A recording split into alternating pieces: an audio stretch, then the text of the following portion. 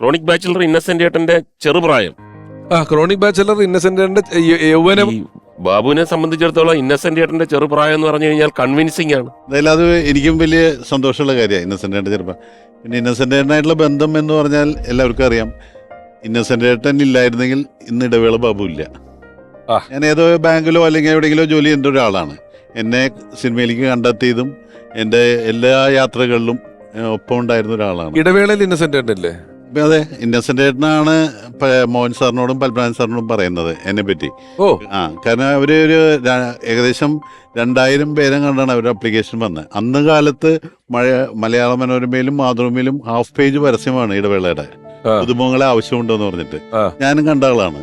പക്ഷെ എനിക്ക് സിനിമ ചിന്തിക്കാത്ത ഒരാളാണ് ഞാൻ. എൻ്റെ ഒരു സുഹൃത്ത് ജോയ് കോട്ടോളി, പുള്ളിയാണ് എൻ്റെ അടുത്ത് പറഞ്ഞത് അയക്കടാന്ന് പറഞ്ഞത്. ഞാൻ പറഞ്ഞു നമ്മൾ ചിന്തിച്ചിട്ടേ ഇല്ല സിനിമ. അങ്ങനെ ഇതിൽ അവർ അവസാനം 20 ആളെ തിരഞ്ഞെടുക്കുകയും അതിലും ശരിയാവാണ്ട് പത്മനാഭൻ സാർ തലേദിവസം ഇത്തിരി വറീഡായിട്ട് അങ്ങനെ ഇന്നസെന്റ് ഏട്ടനായിട്ട് ഷെയർ ചെയ്തിട്ടാണ് ഇന്നസെന്റ് ഏട്ടനോട് പറഞ്ഞു എന്നാ പറയണേ, ഒരു ഇന്നസെന്റ് ആയിട്ടുള്ള പയ്യനായിരിക്കണം, പക്ഷെ തല തെറിച്ചിന പയ്യനായിരിക്കണം. പെട്ടെന്ന് ഇന്നസെന്റ് ഏട്ടന് എൻ്റെ മുഖം ഓർമ്മ വന്ന് അങ്ങനെ ഇരിങ്ങാലക്കുടയിൽ വരും എന്നെ വിളിച്ചുകൊണ്ട്. അങ്ങനെയൊക്കെയാണ് അതിൻ്റെ ചരിത്രം. ഇന്നസെന്റ് ഏട്ടൻ്റെ ഏറ്റവും നല്ല ക്വാളിറ്റികളിൽ ഞാൻ കണ്ടിട്ടുള്ളത്, ഒന്ന്, അദ്ദേഹം പഠിക്കാൻ മിടുക്കനല്ല എന്ന് അദ്ദേഹം തന്നെ പറഞ്ഞിട്ടുണ്ട്. പക്ഷെ ഓർമ്മ ഒരു രക്ഷയില്ലാത്ത ഓർമ്മ. ഇരിങ്ങാലക്കുടയിലെ ഏത് വീട്ടിലെ ഏത് പയ്യനായുള്ള അച്ഛൻ്റെ പേര്, അച്ഛൻ്റെ പേര്, വീട്ടുപേര്, ഇങ്ങനെ സകല ചരിത്രവും ഇന്നസെന്റ് ഏട്ടന് മരിക്കുന്ന അപ്പോഴും വരെ അറിയാം. അതുപോലെ തന്നെയാണ് ഏതെങ്കിലും ഒരു വ്യക്തിയെ കണ്ട് പുള്ളി എത്രയോ കാലം കഴിഞ്ഞാലും പേരൊന്നും ഓർമ്മയിട്ടില്ല, പക്ഷെ ഇന്ന സന്ദർഭത്തിൽ പുള്ളിയെ കണ്ടതാണെന്നുള്ള ഓർക്കാനുള്ള ഒരു കഴിവ് ഭയങ്കരമാണ്. അങ്ങനെ ഞാൻ എപ്പോഴും ആ കാര്യം ഇന്നസെന്റ് ഏട്ടനാണ് ഫോളോ ചെയ്യുന്നത്. ഇതുപോലെ ഞാൻ മലയാള സിനിമയിൽ കഥകൾ മെനയാൻ മാത്രമല്ല, ആ കഥകൾ മര്യാദയ്ക്ക് പ്രസന്റ് ചെയ്യാൻ കഴിവുള്ള രണ്ടുപേരും, ഒന്ന് മുകേഷ് ചേട്ടൻ, ഇന്നസെന്റ് ഏട്ടനാണ്. കഥ ചീറ്റി പോവില്ല. അത് മുകേഷ് ചേട്ടന് അപാര കഴിവാണ്. അത് വിഷ്വലാ, പറഞ്ഞു ഒരു കഥ അതിന്റെ അവസാനം കൊണ്ട് എത്തിക്കുന്ന കാര്യത്തിനകത്ത് ഇവര് രണ്ടുപേരെയും. അത് മാത്രല്ല, പലപ്പോഴും നമ്മളൊക്കെ ചിലപ്പോൾ കഥ പറയും, പക്ഷെ കുറച്ച് കഴിഞ്ഞ് നമ്മൾ ആ കഥ വിട്ടുപോയിട്ട് പിന്നെ പറയുമ്പോൾ വേറെ കഥയാവും. പക്ഷെ ഇവർ രണ്ടുപേർക്കുള്ള ഗുണം വെച്ചാൽ ആ കഥ അതുപോലെ പറയും.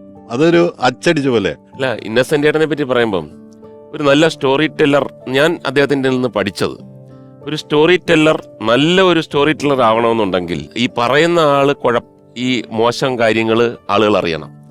എനിക്ക് പറ്റിയ അബദ്ധങ്ങൾ, എനിക്ക് എന്നെ ആളുകൾ കളിയാക്കും. അതായത് വളരെ സീരിയസ് ആയിട്ടുള്ള ആൾക്കാരെ അവരില്ലാത്ത സദസ്സിൽ കളിയാക്കുന്ന ഞാൻ കണ്ടിട്ടുണ്ട്. ഒരുപാട് പേരെ നമ്മൾ വളരെ ഗൗരവം ഉണ്ടെന്നൊക്കെ പറയുന്ന ആൾക്കാരെ പറ്റി മറ്റുള്ളവർ ഇത് പറയുന്നത് കേട്ടിട്ടുണ്ട്. പക്ഷേ ഇന്നസെന്റ് ഏട്ടനെ വേറെ ആരും കളിയാക്കി ഞാൻ കേട്ടിട്ടില്ല. കാരണം എന്താ അറിയോ, അതിന്റെ എക്സ്ട്രീം പുള്ളി ചെയ്തു വെച്ചേക്കുക.